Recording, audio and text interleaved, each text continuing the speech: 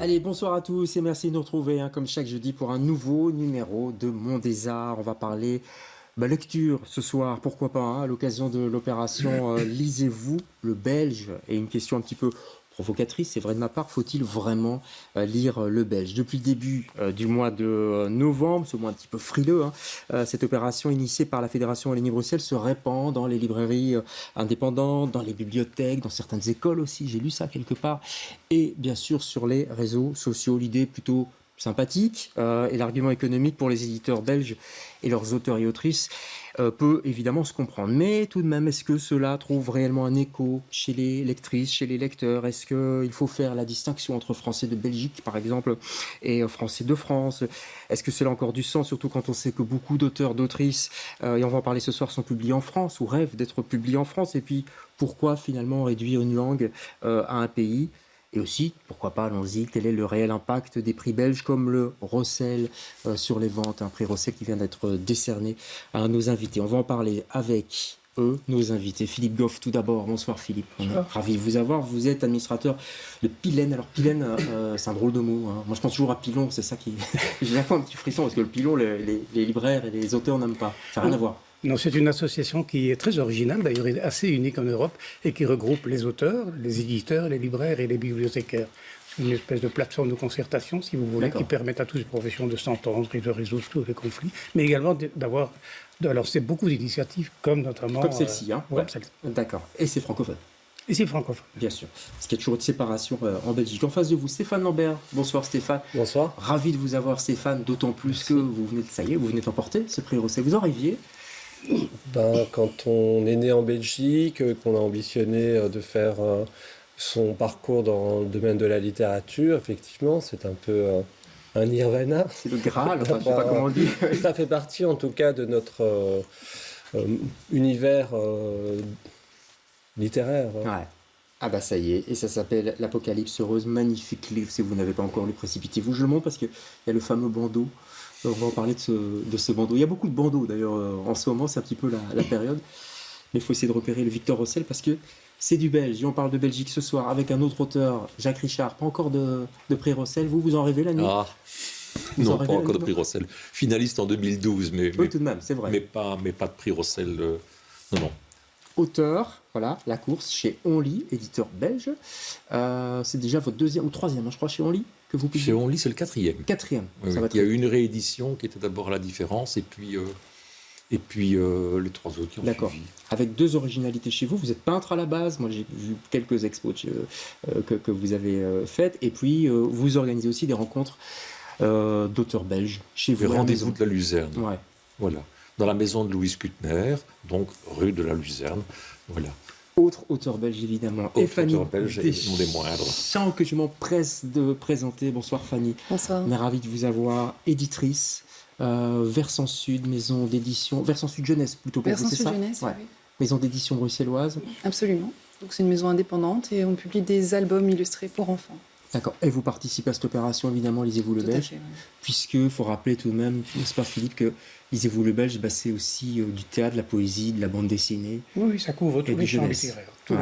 C'est vrai. On a parfois tendance à cantonner ça au roman, mais c'est beaucoup plus vaste que ça. C'est beaucoup. On va parler de tout ça. Avant ça, nous, on est allé pousser la porte d'une librairie, parce que c'est quand même là que tout se passe au début, quand même, pour les lecteurs et les lectrices. C'est la librairie Les Yeux Gourmands, c'est du côté de Saint-Gilles.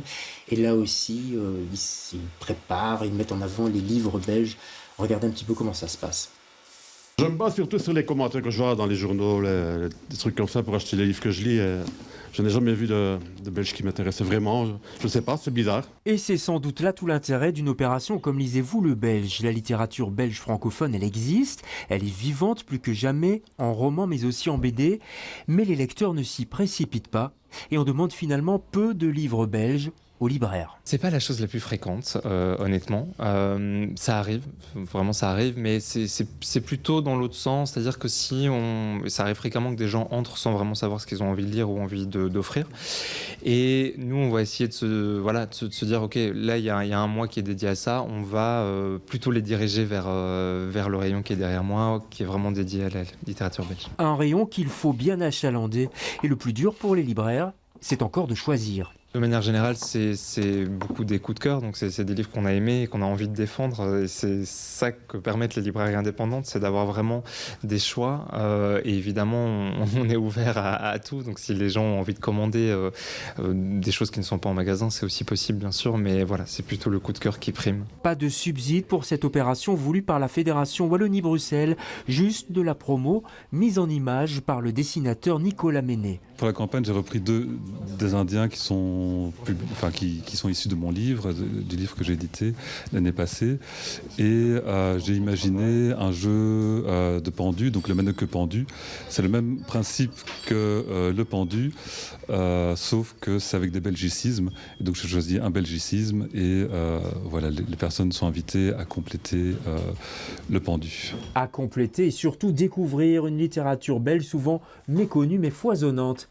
C'est dans toutes les librairies indépendantes jusqu'à la fin du mois. Voilà, et j'en profite pour saluer Romain Detroy et tous les libraires indépendants qui font un travail formidable. J'imagine que vous êtes tous d'accord sur ce plateau. Et en plus, bonne nouvelle, il y en a de plus en plus. En tout cas, pour Bruxelles, ça se multiplie. Il ne faut peut-être pas trop non plus, ça c'est un autre débat, mais enfin voilà. Alors, foisonnante, c'est vrai, cette littérature, mais tout de même, on demande peu de livres belges aux libraires. Vous avez noté ça dans le reportage. Vous confirmez du côté du lecteur et de la lectrice? Oui, je confirme dans la mesure où les livres belges ont de la difficulté à pénétrer le marché. Pourquoi c'est si compliqué? Mais le marché est essentiellement détenu par les grands distributeurs français. Il faut quand même bien comprendre que le marché belge, si vous voulez, est en périphérie de la France et donc des grands groupes. C'est même les grands groupes qui ont la main sur la distribution. Le gros problème de la littérature belge, des éditeurs belges en tout cas, pas des auteurs, mais des éditeurs belges, c'est la distribution. Alors je ne vais pas être trop long là-dessus, ça c'est inutile, mais c'est un vrai problème. Ouais, vous confirmez ça? Il y a un problème de distribution parce qu'ils sont liés à des groupes français, si j'ai bien compris, Philippe Goff? Je dirais pour la majorité du marché, voilà, il se fait que nous, on a un très bon distributeur de taille moyenne. On peut le citer France. peut-être? Oui, c'est les Belles Lettres. Les Belles Lettres, diffusion, bien sûr. distribution. Ouais. Et c'est vrai que c'est tellement important. On ne peut pas se passer d'une bonne distribution, d'une bonne diffusion. Ça veut dire que les gros distributeurs, parce que les Belles Lettres, c'est une plus petite structure, les gros distributeurs se foutent un peu des livres belges ou ça vient après? Non, mais c'est-à-dire que pour distribuer un livre sur le marché français, il faut avoir un certain tirage, il faut avoir, je dirais, une certaine visibilité. Et il y a beaucoup de petits éditeurs, enfin je dis petits mais moyens éditeurs également, qui n'ont pas cette possibilité-là. Donc ils sont contraints au marché francophone belge, qui est comme relativement restreint et relativement étroit. Et donc ces éditeurs-là ont de la difficulté à trouver un distributeur français, puisque la plupart de la distribution en Belgique est aux mains des distributeurs français, et bien LDD, donc les Belles Lettres, c'est un distributeur formidable, mais qui fait un effort que les grands groupes font beaucoup moins. D'accord. Alors, on peut quand même saluer cet effort. Alors, la visibilité, c'est quoi? C'est un prix, par exemple? Est-ce que vous sentez, Stéphane Lambert, que vous êtes plus visible? Vous vivez beaucoup en France, à Paris, je crois. Est-ce que voilà, on vous voit sur les tables là-bas ou pas? C'est une maison d'édition française, je tiens à le dire tout de même. Hein. Alors bon, en France, évidemment, le prix n'a pas de répercussions immédiates, si ce n'est des libraires qui voudraient être sympathiques et pousser le prix recel. Ça existe quand même? Oui, ça existe. Il y a la librairie Erol qui l'a mis à côté du Goncourt dans le 6e arrondissement. Donc il y a des gens qui jouent ce jeu-là. Mais au niveau de la visibilité, oui, clairement, le livre était quasiment sorti des librairies en Belgique. Et là, il y a eu une remise en place quand même de 1000, au-delà de la première mise en place, à savoir aussi bien chez les libraires indépendants, dans les points presse, les hyper supermarchés. Enfin, donc il y a vraiment une visibilité maximale. Ouais, donc par exemple, on peut vous trouver dans les hypermarchés, on ne va pas les citer, mais en Belgique. Oui, on peut nous trouver le livre près de chez soi, en fait, je pense un peu partout, en Belgique, francophone du moins. Donc les prix quand même, ça booste. Ce prix-là, en tout cas, peut-être. Oui, le prix Rosset, de toute façon. Parce qu'il y a d'autres prix, il y a le prix triennal du premier roman. Ça, est-ce que non, ça c'est beaucoup plus confidentiel, si je puis dire, et c'est un peu pour les apifiaux. Non, c'est un prix Rosset. Le prix Rosset a une véritable audience. Bon, ça dépend de l'auteur aussi. Hein. Il y a des livres plus faciles que d'autres, mais non, ça marche très très bien. Il est facile celui-là ou mais écoutez, c'est un auteur. Je ne l'ai pas encore lu, j'avoue. Je ne l'ai pas lu, mais j'ai lu ses précédents livres. J'ai lu pas mal de livres. Il écrit beaucoup sur l'art aussi, hein. Et donc sur les peintres, etc. Donc voilà, je le suis. Je le lirai prochainement, oui. On le trouvera peut-être sous le sapin de Noël, comme on dit ça tout le temps pour le Goncourt. Le Goncourt, on le retrouve sous le sapin de Noël. Jacques Richard, est-ce que vous vous sentez auteur belge? Alors, je précise que vous êtes français, on peut le dire. Oui. Vous vivez en Belgique, donc ça rentre tout à fait dans l'opération Lisez-vous le Belge. Est-ce qu'il y a une belgitude quelque part? Ça veut dire quoi, un livre belge, un auteur belge? Mais je crois que oui. Oui. Franchement. Les fois où, quand mes 3 premiers livres, mes 5 premiers livres ont été publiés en France, chez divers auteurs, dont La Différence. Chez divers éditeurs, oui. Pardon, chez divers éditeurs, comme La Différence, comme je l'ai dit tantôt. Et l'un de mes auteurs, de mes éditeurs, décidément j'y arriverai, me dit, mais tu écris belge, tu es un auteur belge. Mais ça veut dire quoi, ça? Alors, ça veut dire quoi? Ouais. Peut-être a-t-on une autre manière de manier la langue. Ouais. Peut-être. Moi, j'ai l'impression que oui. J'ai l'impression on n'écrit pas en belge comme on l'écrit en français, si bien qu'on manie la langue.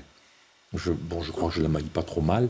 Non, mais ça va. Pas mal. Bon, okay, ça va. Non, mais par exemple, j'ai reçu cette semaine Stéphane Iberski, qui est aussi édité chez Onlit. Oui, les spectateurs connaissent bien, parce qu'il fait aussi du cinéma et de la télévision. Il y a un côté absurde. On peut exactement. Voilà. Il y a ça. C'est ça, la belgitude. Personnellement, j'y tiens beaucoup.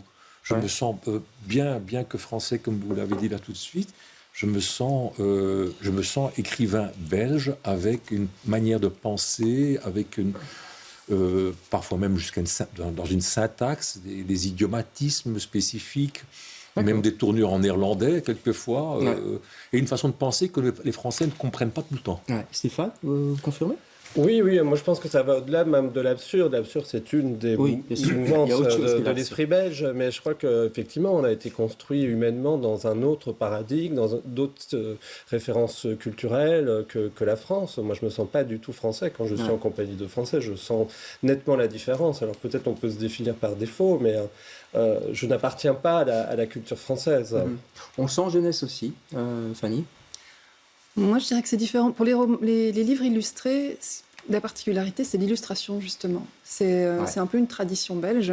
Alors, on la connaît bien par la bande dessinée. Ça marche très très bien. Oui.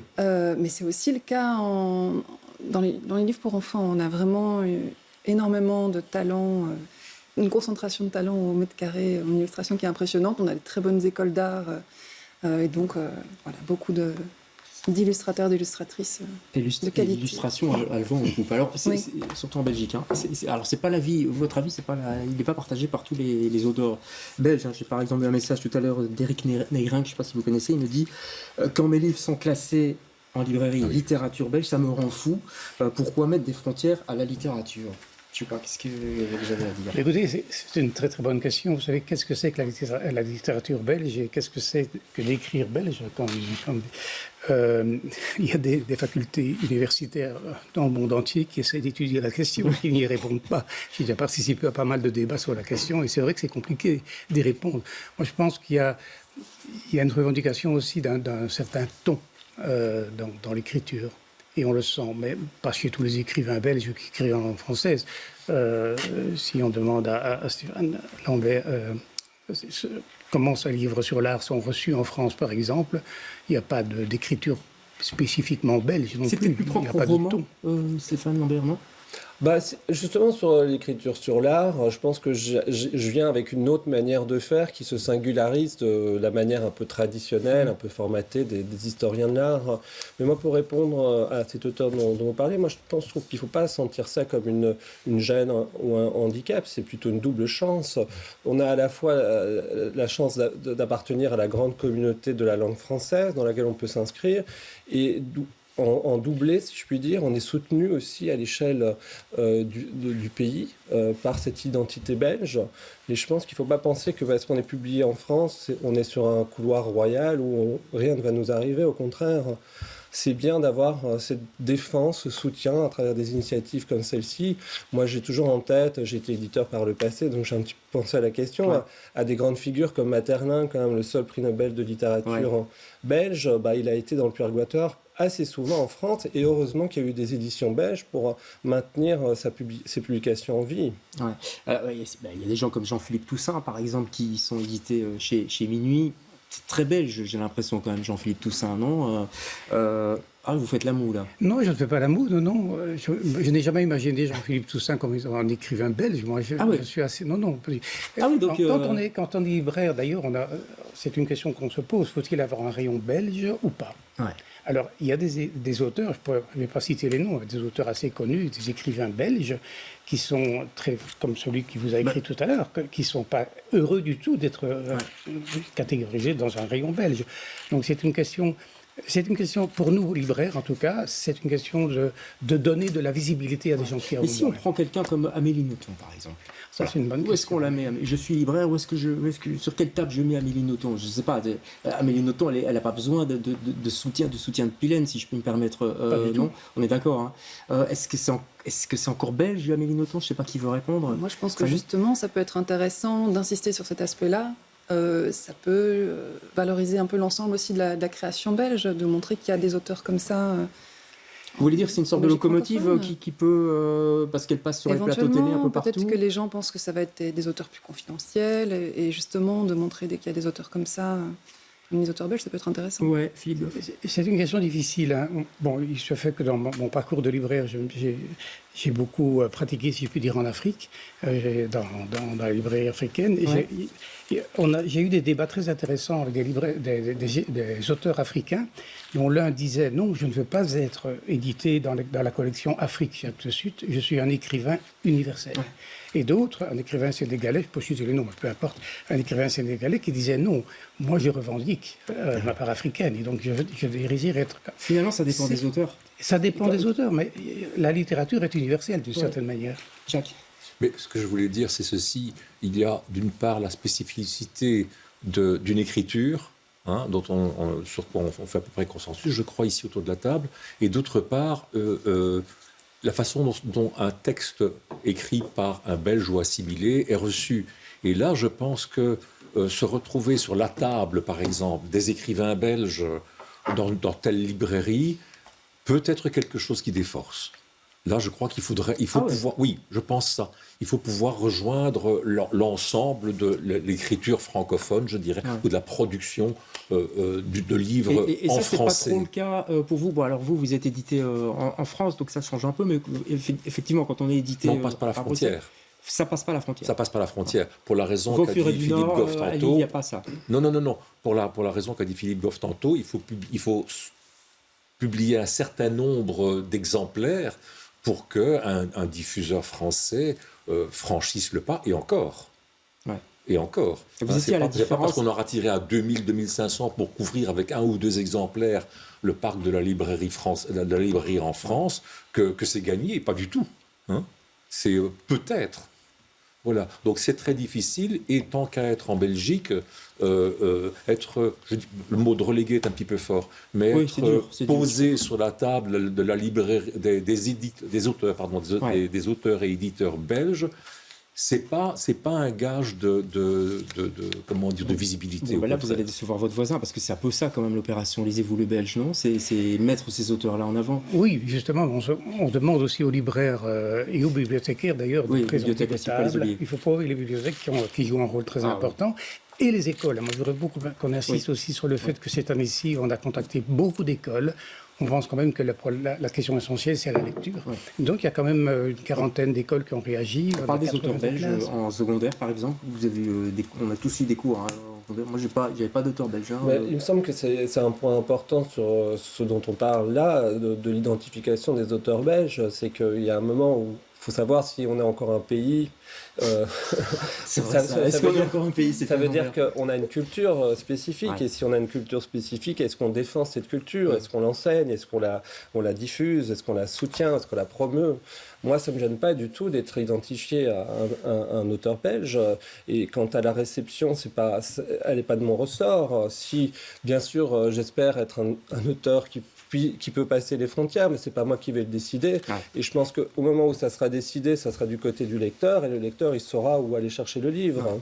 En même temps, il y a quelque chose d'un tout petit peu paradoxal, ou plutôt contradictoire, c'est-à-dire que l'opération Lisez-vous le Belge, on est en train de voir les écrans qui passent, elle promotionne les auteurs belges. J'étais voir la définition sur le site de Pilène, les auteurs belges, mais qui sont aussi édités en France. Donc, par exemple, un auteur qui est édité chez Gallimard, un auteur belge qui est édité chez Gallimard, comme prenons Geneviève Dama, par exemple, vous allez aussi le défendre. Est-ce que c'est le rôle de Pilène et donc de la Fédération Wallonie-Bruxelles que de donner un coup de pouce à Gallimard, je résume. Il est très difficile d'exclure les auteurs belges, même s'ils sont édités en France. Enfin, il n'y a pas de raison. Par contre, on peut mettre l'accent sur ceux qui sont moins visibles. L'opération Lisez-vous le Belge, c'est ça. Il y a un catalogue de livres on a demandé, on a fait un appel en fait, aux éditeurs belges. Il y en a 65 qui ont répondu, qui ont chacun présenté 3 livres dans un catalogue qu'on essaye de promotionner, notamment dans les écoles. Donc on essaie de donner de la visibilité à ceux qui en ont moins. Donc, par exemple, on n'exclut pas ceux qui ont déjà de la visibilité, qui ont moins besoin de nous. Oui, c'est ça. On parlait d'Amélie Nothomb tout à l'heure. Non, mais je sais pas, Éric Emmanuel Schmitt, par exemple. Parce que c'est la bonne question. Ah bah oui, excusez-moi.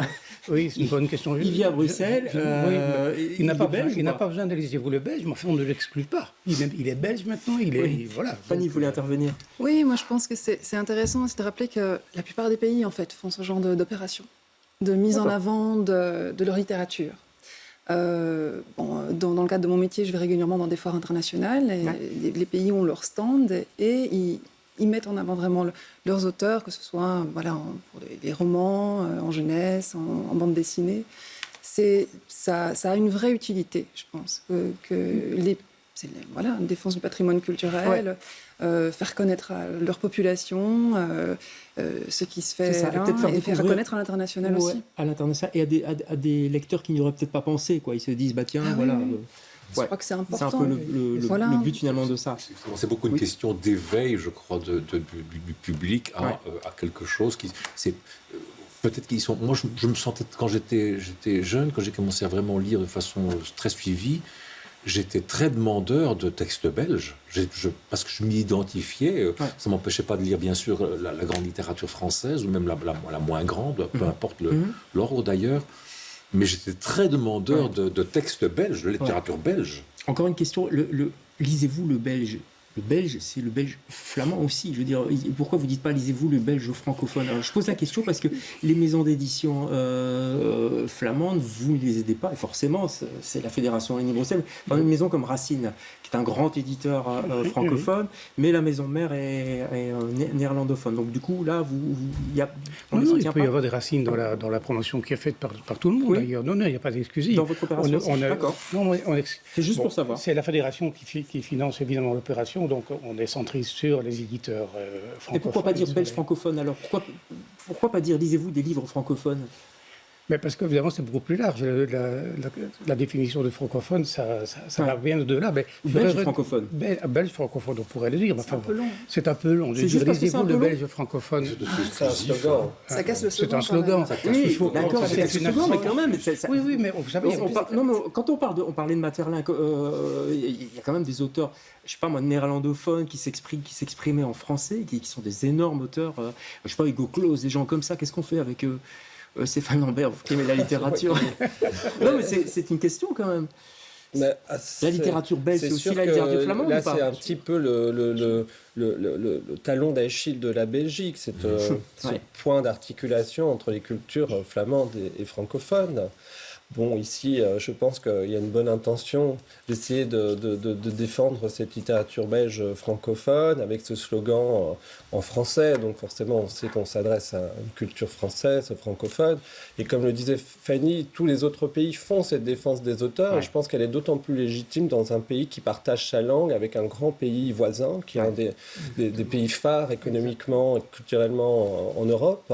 C'est vraiment une question de survie, en fait. Ouais, je comprends. Fanny ? En Flandre, d'ailleurs, il y a le même type d'opération, bien sûr. C'est lisez-vous le flamand ou c'est quoi alors ? Il y a différents types de campagnes, mais en tout cas, il y a beaucoup de choses qui sont faites.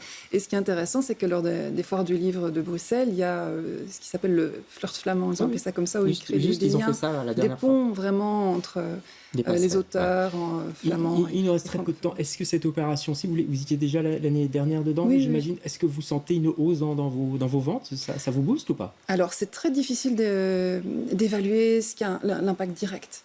Moi, je pense que c'est vraiment plus un impact à long terme. D'accord. Donc on vous remarque et puis on se dit, voilà, ça existe, voilà. Il y avait la censure. Et même au niveau des libraires et des bibliothécaires, qui avaient l'attention attirée sur cet aspect-là. Chez vous, Jacques Richard, depuis le début novembre, là, on n'arrête pas de vous téléphoner, votre éditeur, on me retéléphone. Oui, on nous retéléphone. C'est vrai ? Oui, on nous demande si ça va reprendre, vous y allez bientôt, etc. Donc on est bien content, évidemment. Hein. On n'en fait pas commerce, comme je vous l'ai dit hors antenne. Hein, c'est une initiative totalement gratuite, on n'a pas de sous, on n'en demande pas et on n'en reçoit pas. Mais attendez, là vous parlez de vos rencontres, là, c'est ça ? Oui, je parle des rencontres de la Luzerne. Moi je voulais savoir si depuis le début novembre, on se précipitait. Mais il vient de sortir, il est tout frais tout chaud. Hein. Donc vous en sortez bien. on va avoir l'occasion vraisemblablement d'avoir des réactions, mais j'ai eu 2 demandes d'interview, oui, ça oui, mais... Voilà, c'est déjà ça. Je vois le grand sourire de Philippe Gueule. C'est que ça marche. Oui, mais c'est que ça marche, bien sûr que ça marche, sinon on ne le ferait pas, évidemment. Juste encore une toute petite question, je suis taquin, mais le mois de novembre, c'est quand même le mois des prix littéraires, globalement, en France, etc. On parle du Renaudot, du Goncourt, etc. C'était vraiment le bon mois pour faire cette opération ? Mais écoutez, c'est une question qu'on s'est évidemment posée. J'imagine. C'était l'affaire avant l'été, mais c'est pas juste avant l'été, ça ne sert à rien. Alors, après l'été, c'est très intéressant, mais c'est pas possible. C'est le déferlement de la rentrée littéraire, c'est la rentrée scolaire aussi dans les librairies. Je sais pas, en mars... Octobre, il y a l'opération, je ne sais plus à quelle, donc de faire des opérations sur le livre. Non, et novembre est, en chiffre d'affaires, le mois le plus creux des 4 derniers mois de l'année. Bon, d'accord. Donc voilà. Allez, le creux de la vague, on va essayer de booster cette vague. Merci à tous les 4. Très vite, je monte les livres, mais vous pouvez revoir l'émission en replay. C'est chez On Lit, La Course. Excellent roman, bravo. Merci. Richard, celui-ci aussi, évidemment, prix Rossel, tellement mérité. Bravo Stéphane Lambert. Merci. J'en montre 2, 3. Un pour les enfants en illustration jeunesse, ils sont magnifiques. On salue ces autrices qui sont bruxelloises. Et puis n'oubliez pas la poésie, parce qu'il y a la poésie aussi. Il y a des très bonnes maisons d'édition comme la Revue de Diane, etc. En poésie belge. Merci à tous les 4. Nous on se retrouve, allez en librairie, allez en bibliothèque, et on se retrouve jeudi prochain. J'y arriverai pour un autre Monde des Arts. Bonsoir. Merci.